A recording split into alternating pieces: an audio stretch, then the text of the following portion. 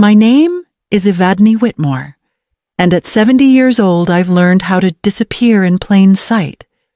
A simple dress, a quiet smile, a seat near the back. These have been my armor at family gatherings for decades. Tonight, at my son Damon's wedding, I thought I had chosen wisely again a navy dress that fit comfortably, my grandmother's pearl necklace, and a pair of shoes sensible enough to stand through the endless photographs. The Reynolds estate was the sort of place where money showed itself in every brick and blossom. Chandeliers glowed through tall windows, and an orchestra filled the gardens with Mozart, while waiters circled with trays of champagne. It was beautiful, I'll admit that, and it made me feel even smaller, like a visitor in a kingdom where I did not belong.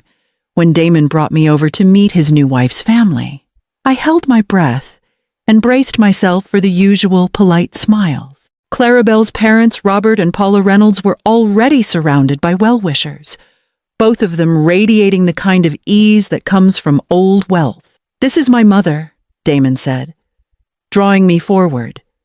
Then, with a grin that carried too much nervous bravado, he added, "The fat pig we've had to put up with." The words struck me like a slap.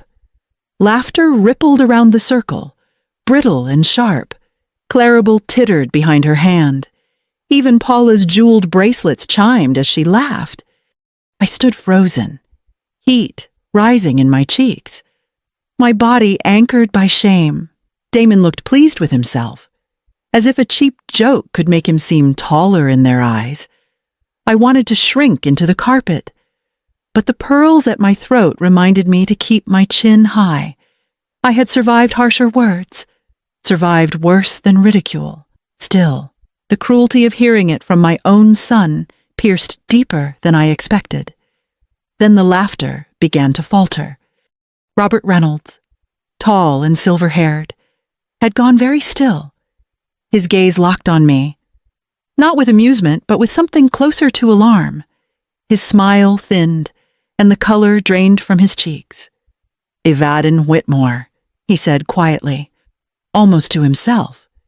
"It's you," the music carried on.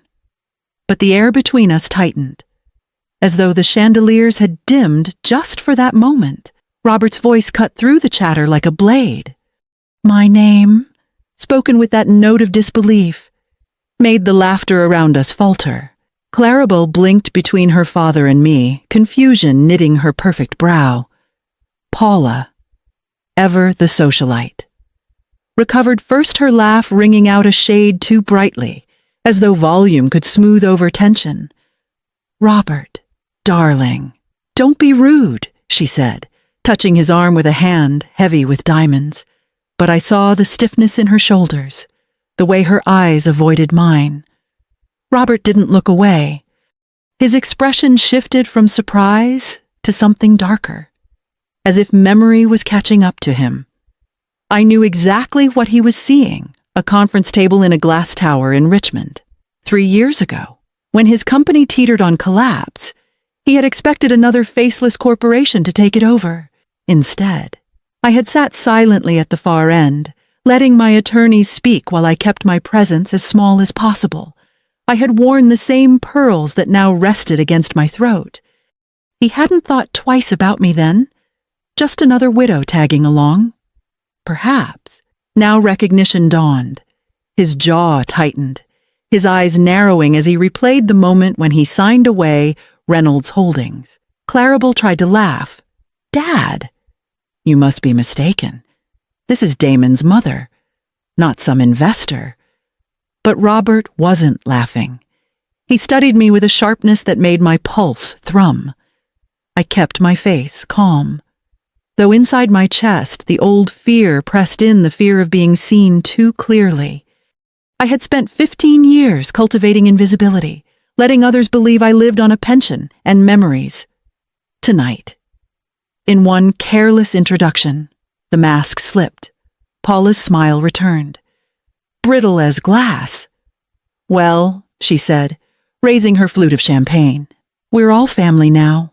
Her tone suggested the subject was closed, though her knuckles whitened around the stem of the glass. I inclined my head politely, but I felt the ground shift beneath me. Power, once hidden, was no longer mine to guard in silence. Robert knew, and from the way his gaze lingered, he would not let this knowledge rest. Sleep never came that night. I slipped out of the dress and hung it carefully in the back of the closet, then sat at my small kitchen table in the apartment I'd called home since Silas passed. The room smelled faintly of old books and lavender detergent. Familiar and safe, but even here the echoes of laughter followed me. I poured coffee, though it was past midnight. The bitter steam cutting through the silence. Damon's words, the fat pig we've had to put up with, ran circles in my head, each repetition landing heavier than the last. The pearls lay coiled on the table before me, a silent witness to everything. I touched them absently, remembering how my grandmother had given them to me with the promise that dignity was something no one could steal. Yet tonight, in one careless sentence, my own son had tried. By morning, I was still at the table, the pot long empty. Damon arrived unannounced, his tie loosened, his face drawn. He paced the narrow kitchen as if it were a cage. "Mom, what happened last night?" His voice cracked between frustration and disbelief. Clarabelle's father kept looking at me like I'd missed something huge.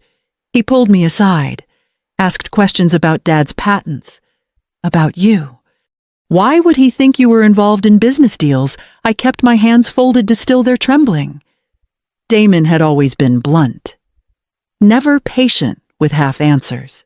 But before I could speak, my phone buzzed against the tabletop. A message lit the screen. "Lunch tomorrow. Family matters. Clarabelle." The words were dressed in courtesy, but I could feel the edge beneath them. Family matters meant control, strategy, negotiation. It meant they had been talking all night, weaving conclusions and plotting their approach. Damon caught the flicker of the text. "What does she want from you?" I slipped the phone face down. "We'll see tomorrow," I said quietly. But my chest tightened. Clarabelle was not asking me to lunch. She was calling me to account. The question that remained was whether I would speak first, or let her write the story in my silence. The text from Clarabelle lay heavy in my pocket all morning, but it wasn't her voice that filled my head. It was Silas's. I could almost hear him humming under his breath, the way he always did when a problem consumed him. He was an engineer through and through, restless hands sketching diagrams on napkins, notebooks, even the backs of receipts. In 2010, after months of late nights and stacks of circuit boards, he filed a patent for a battery management system that stretched a phone's life far longer than its competitors. "It's just a small fix," he told me, grinning like a schoolboy. But sometimes small fixes move the world. 2 years later, a tech company in Austin paid $25 million for it. I remember the look on Silas's face when the contract closed. Relief mixed with disbelief. We sat on our porch in Charlottesville that night, holding hands, talking about college funds for Damon and maybe a quiet retirement. We agreed to keep the truth from Damon. We didn't want him spoiled by numbers too big to understand. Let him build his own life. Silas said, "Money can protect, but it can also corrode." That first windfall was only the beginning. Silas had an instinct for undervalued opportunities. He studied markets the way some men studied weather. Together, we learned to diversify safe stocks at first, then bolder steps into real estate on the city's edge, then renewable energy when the tide began to shift. When Silas died suddenly in 2015, I thought the work might die with him. Instead, grief sharpened me. Managing the portfolio became a way to keep his voice in my ear, his discipline in my hands. I studied balance sheets late into the night, asked hard questions, and forced myself to make decisions with the calm he had always carried. By 2020, the numbers had grown almost beyond recognition.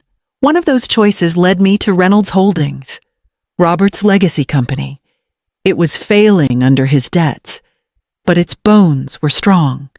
Through a shell company. I acquired it outright. Now.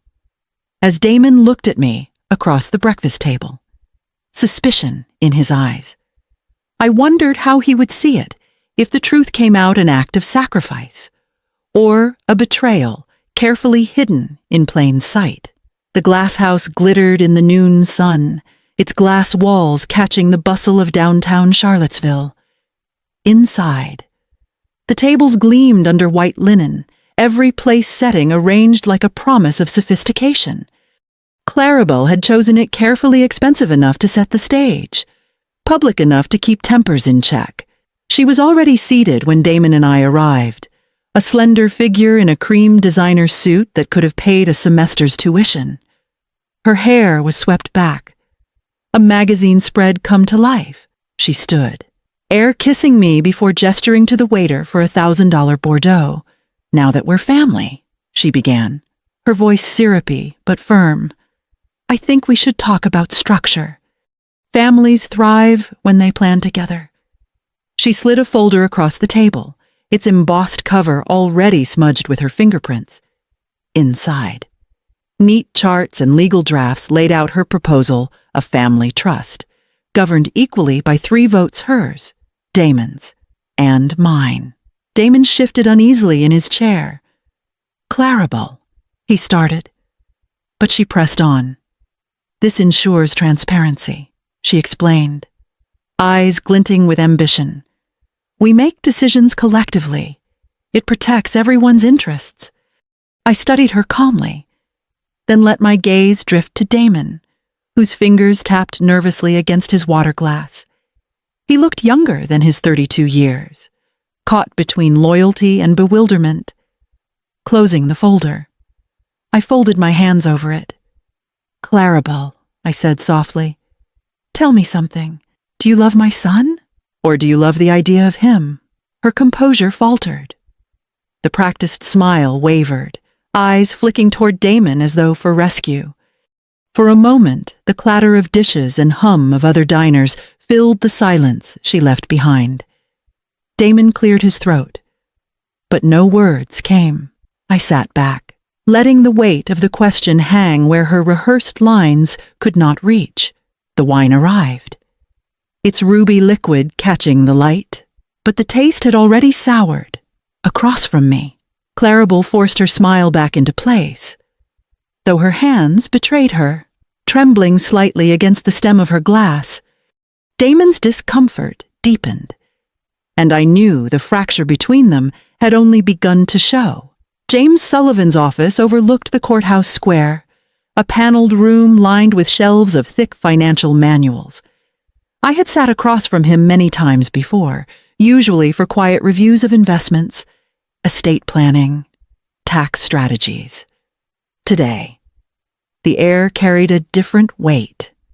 He removed his glasses and rubbed the bridge of his nose before sliding a folder toward me. "You were right to ask me to dig. Evadne. Clarabelle has been busy." I opened the folder.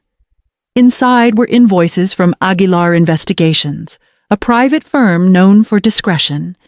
The dates matched the weeks leading up to the wedding. Thousands of dollars poured into surveillance, corporate research, and background checks. "She hired them to look into your holdings," James said flatly, cross-referencing shell companies, tracing patents, even combing SEC filings. I turned the page. Mortgage records on the Reynolds estate glared back at me, 80% leveraged, with interest payments swallowing their cash flow. Their investment accounts had been bled nearly dry to keep up appearances, dinners, travel, a facade of wealth without foundation. So their comfort sits on borrowed time. I murmured. James nodded. "Exactly. And with your purchase of Reynolds Holdings, Clarabelle's inheritance disappeared. I suspect she sees your fortune as her replacement plan." I slid my own folder across the desk. Within it, copies of the PI invoices, bank printouts of Clarabelle's sudden new credit lines, and most damning, a transcript of a call she'd made to a former roommate. in it. Clarabelle spoke openly of marrying for stability, of looking for a man whose family had resources. James raised his brows. "You've been thorough. I learned from Silas," I said. "Never enter a meeting without every page in order." I closed the folder with deliberate care. The humiliation from the wedding still burned, but I would not walk into the next round empty-handed. Clarabelle thought she was playing chess. What she didn't realize was that I had been moving pieces long before she stepped onto the board. Now the question was not whether I had evidence. It was how I would choose to place it on the table. The conference room at Sullivan & Hale smelled faintly of polished wood and strong coffee. A long table divided us like a border. On one side sat Clarabelle, her suit the color of wet steel, and beside her, a lean man with sharp features who introduced himself as Mark Vance, counsel for the Reynolds family. Damon sat stiffly between them, his eyes darting from face to face. Clarabelle wasted no time. For the sake of unity, she began, sliding a sheaf of papers across the table. "We propose the establishment of a family trust. An initial contribution of $15 million would secure everyone's future, provide transparency, and prevent misunderstandings." Her tone suggested generosity, though her gaze glittered with calculation. Damon shifted uneasily. "Clarabelle," she cut him off with a smile. "This is about protecting your mother as much as us." I placed a hand on the papers, then pushed them gently back. "I won't be contributing to any trust," I said, my voice steady. "Not one designed to hand control of my life to others." Mark Vance leaned forward. "Mrs. Whitmore, refusing such an arrangement may create unnecessary conflict. Shared governance is the fairest solution." "Fairness," I replied. "Opening my own folder requires honesty." I spread out documents, invoices from Aguilar investigations, records of Clarabelle's new credit lines, and the transcript of her recorded call. The words sat between us like stones looking for a man whose family had resources. Clarabelle's composure cracked, her smile tightened, and a flush crept up her neck. Paula, seated quietly behind her daughter, pressed a hand to her pearls, her complexion drained of color. Robert remained silent, his eyes fixed on the evidence with the weight of recognition. Damon read the pages slowly, his jaw tightening with each line. The silence grew heavy until even the hum of the air conditioner felt loud. I folded my hands and looked across the table at my son. Clarabelle's lawyer cleared his throat, but no words came. In that stillness, the line was drawn between ambition dressed as family and truth laid bare. Now it was Damon who had to decide on which side he would stand. The papers lay scattered across the table, the silence stretching so taut it seemed to hum. I gathered them neatly into a stack, slid them back into my folder, and lifted my eyes to Clarabelle. "You have 72 hours, I said evenly. "Withdraw any complaints, end your investigations, and accept a settlement, $5 million. In exchange, you and your parents will sign an agreement non-disclosure, no contact with me, and no further claims on my assets." The words dropped like stones in a pond. Damon jerked back in his chair, color flooding his face. "Mother, you can't be serious. You're putting a price tag on my marriage." I kept my gaze steady on Clarabelle. Her nails tapped once, twice, against the polished wood before stilling. $5 million, she repeated slowly, as though tasting the number. The flush had not left her cheeks, but behind her composure I saw the wheels turning calculations of debts, of opportunities, of how long appearances could be maintained without fresh money. Paula let out a strangled breath. Robert still said nothing, though his hands gripped the arms of his chair as if bracing against an unseen blow. Damon pushed the folder toward me. "You can't buy people out of our lives. This is obscene." "Obscene," I said softly, "is being investigated in my own home by the woman who swore to love you. Obscene is debts hidden beneath borrowed jewels. This is clarity. Mark Vance. Silent until now. Leaned toward Clarabelle, whispering in her ear. She nodded faintly, then straightened. Mask of elegance reassembled. "We'll need time to review the details," she said, her voice thin but controlled.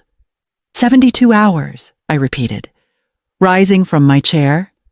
After that, the offer disappears. What follows will not be pleasant.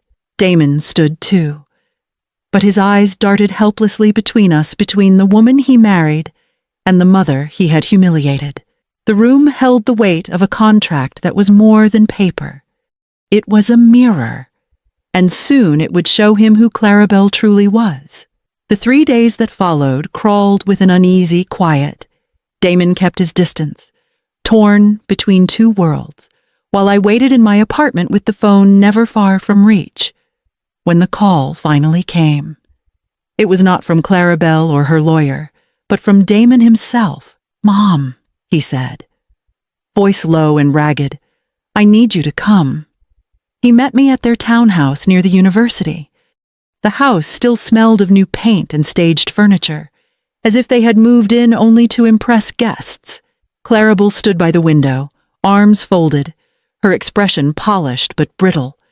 Damon's jaw tightened. "I just want one answer," he said to her. "Did you marry me, Clarabelle, or my mother's money?" The silence stretched. She opened her mouth, closed it, and looked away. No denial. No defense, only the quiet calculation of someone cornered. Damon's shoulders sagged. That's all I needed. He walked to the table where a manila envelope waited. Settlement documents already inside. Clarabelle's lawyer had been efficient.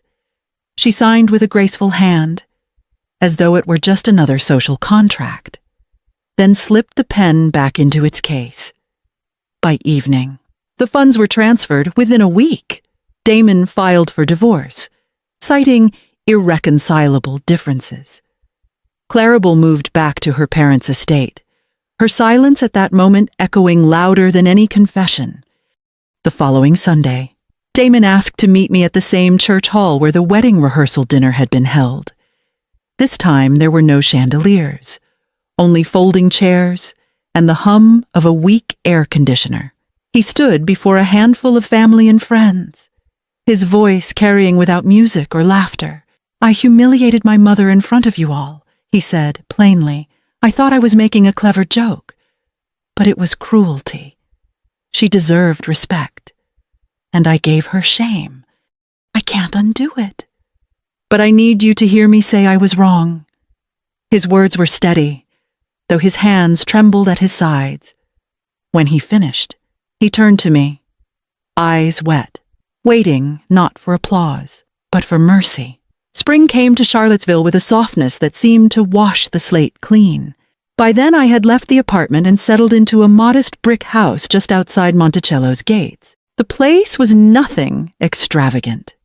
2 bedrooms, a small garden, but from my porch I could see the rolling hills Silas always loved. It felt like starting over on my own terms. I spent my mornings at the University Foundation office, where the paperwork for the Silas Fund slowly took shape. It was a small endowment, designed to support young engineers who had bright ideas but lacked resources.